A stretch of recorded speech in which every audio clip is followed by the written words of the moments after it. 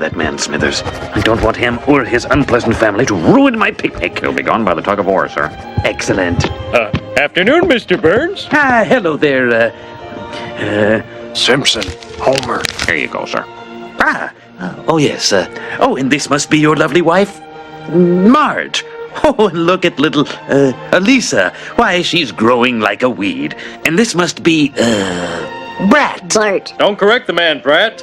They burst onto the Hollywood scene in some of the biggest movies of the 80s, and their burgeoning popularity quickly earned them a nickname, the Brat Pack. Well, today, some, like Demi Moore, are still stars, while fame and fortune have not shone so brightly on others. The highs and lows of the Brat Pack. It's our Entertainment Tonight cover story. We're quite a crowd. We're quite a crowd. It may seem like yesterday, but it's over a decade since movies like St. Elmo's Fire introduced moviegoers to the Brat Pack. I'm sort of like the baby, the real newcomer, and they've made me feel right at home. All right, so I've heard of Hot Girl Summer. Yes. But I don't know anything about this Brat Summer thing, Okay. majiggy. Yeah, and that's why I'm here. Okay, A lot of people are talking about the word brat, having a brat summer, and this term actually got coined from an artist, Charlie XCX. She has a new album called Brat, and she recently tweeted, Kamala is Brat. So a lot of people have been wondering, okay, why are we calling our VP a brat? They're talking about it on CNN, on different platforms, like what's going on here? But brat actually stands for, kind of being bold, like standing out, being a little rambunctious, taking a risk, not being afraid to kind of be whoever you want to be and stand in that. Brat. Bart. Don't correct the man, Brat. So a lot of the Gen Zers have now kind of taken this term and coined it. Even Tim Kaine has actually gotten on to X and tweeted about this, saying, I had a sign up in my office where it said Tim Kaine with the green behind that. And he's like, I recently now know what this means. So I'm sure his campaign team is probably filled with some Gen Zers there. I got something to say here. Okay. Introducing the Subaru Brat, fun on wheels.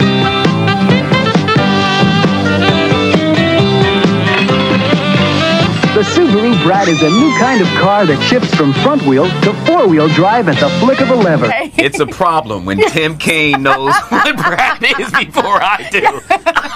Now I'm embarrassed. I'm sorry, guy. I should have came and let you know. I'll take that. That's my fault. I should keep you in the loop of these things. So let me ask you, because I'm still trying to figure this out. So can anyone say it to anyone? Can I say it to you without being offensive? Yes, you can say, are you having a brat summer? Or you can say, you know what? That is really brat. To me, was lumped under the Brat Pack banner with Rob Lowe, Andrew McCarthy, and the Breakfast Club bunch, Emilio Estevez, Judd Nelson, Ali Sheedy, Anthony Michael Hall, and Molly Ringwald. I'm getting my car! I'm excited! I was 16 years old. Judd was in his 20s. I was just trying to finish high school. I'm blowing your mind on it. The label stuck because, in addition to making movies together, some of them were also dating and even getting engaged. This lovely young lady with me is Demi Moore, and she is my Valentine. Is there a romantic involvement going on here?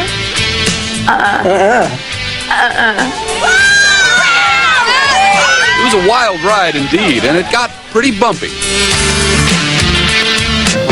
And the Brat's back is wide open. So is the fun you can have in its two outdoor seats. The Subaru Brat, fun on wheels. As you know, we've inherited quite a budget crunch from President Trump. How bad is it, Secretary Van Houten? We're broke. The country is broke? How can that be? Well, remember when the last administration decided to invest in our nation's children? Big mistake. The Balanced Breakfast program just created a generation of ultra-strong super criminals. And midnight basketball taught them to function without sleep. With intelligence. Because every street and every building will have a network of microcomputers built right into them. Dr. Chris Peaster calls it smart dust. A smart dust particle or mote is a wireless sensor with sensing, computation, communication, and power in one package. These all-in-one microcomputers will be small, very small. The size of a mote today is about the size of a grain of rice. And we've shown that we can make the circuitry small enough and light enough that eventually it will be possible to make things that are on a sub-millimeter size scale. I wanted to thank you for leading me to them, by the way. The humans' cell, that is. I killed most of them. Of course, sooner or later they'd be whistling my tune just like everybody else, but... Meantime, it was that little cracker program they dreamed up that got my attention. That was a genuine nuisance, no doubt about it.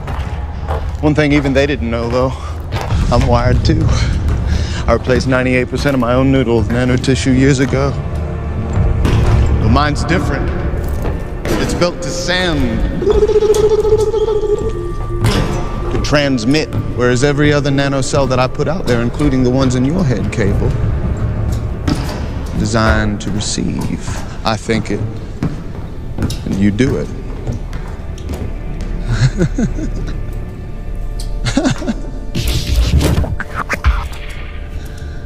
We're talking every Slayer, everyone in Society City. I believe your better half would fall under that category, provided they're within range of my transmitters. Very nice, Castle. So you got an army of psychotics and deviants to dance around for you. You're thinking small, Cable, but not as small as me. See, nanocells are real small. 1,000 times smaller than these dust particulates. You inhale it, they go to work, replicating, spreading like a virus, multiplying in exponentials. 6 months' time, I could have 100 million people converted, ditch diggers, porn stars, and presidents. Not one would be the wiser. 100 million people who buy what I want them to buy and vote how I want them to vote, do pretty much damn well anything I figure they ought to do. Tiny specks of computer smart dust will form a vast, invisible network that can help manage the infrastructure of even the largest city. Smart cities in the future will take this low-power, inexpensive, small technology and basically distribute it everywhere. These tiny computers record information about their surroundings, information they can send to other computers or to you. Smart dust on the tracks will monitor your commuter train so you know if it's running late. Potholes will be able to report themselves and warn your car, and you'll never have to wait for a radio traffic report again. They're monitoring the flow of traffic and giving you alerts about what route is the right way to go to keep the traffic moving. Bridges will get a coating of smart dust particles that can warn us when they detect stress fractures, helping avoid deadly collapses. But smart dust will also allow buildings and streets to recognize you and respond accordingly. I think increasingly the environment will respond to who we are and adapt in consequence. The city will know where you are if you want it to. Your workplace will know you. Smart dust at the entrance will boot up your computer. And smart dust embedded in the elevator doors will automatically ring your floor. Smart dust is going to sense the environment and allow us to improve the way that we live our lives. No matter how we live in the future city, it will be radically different. History is truly at a turning point. We do not yet know the full extent and the systemic and structural changes which will happen. However, we do know that global energy systems, food systems, and supply chains will be deeply affected. In times of crisis, the role of governments is more important and more relevant than ever. What is also needed is a summit like this one to go beyond crisis management and to look into constructive ways we can build our common future.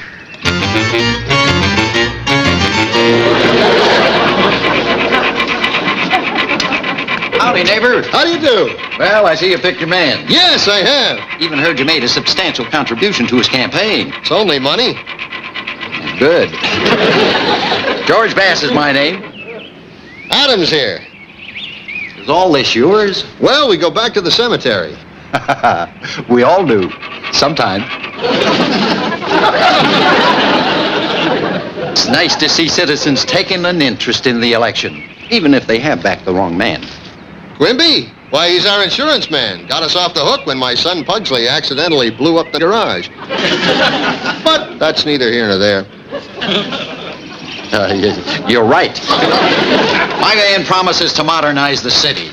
Put in more street lights. Drain the swamps. Drain the swamps? That and more.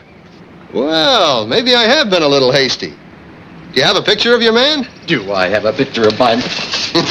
There he is, the voice of progress. That's Sam L. Hilliard. Why, he's an old friend. I hope the L stands for Lucifer.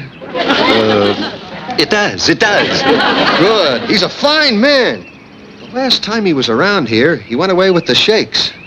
I wonder why. Overwork. And you'll vote for him? We'll do better than that. We'll go out and campaign for him. Wonderful! Wait till I tell Mr. Hilliard. Here. Welcome, fellow campaigners. Sorry, Quimby. You can sprinkle later, Tish. Take a look at this. I could have sworn he was bald. My dear, that's another man. That's our old friend from the school board, Sam L. Hilliard. I've changed horses in midstream. That's the Adams way. Of course. The L stands for Lucifer. Very appropriate for a politician. You're talking about where this young guy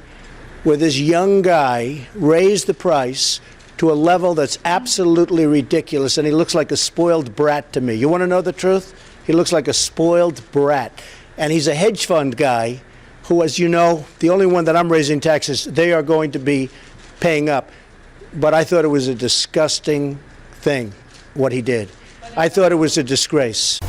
Hi, I'm President Business, president of the Octane Corporation and the world. Let's take extra care to follow the instructions or you'll be put to sleep. And don't forget Taco Tuesday's coming next week. That's the day every rule-following citizen gets a free taco and my love. This is President Business. Hello, hi, welcome to Taco Tuesday.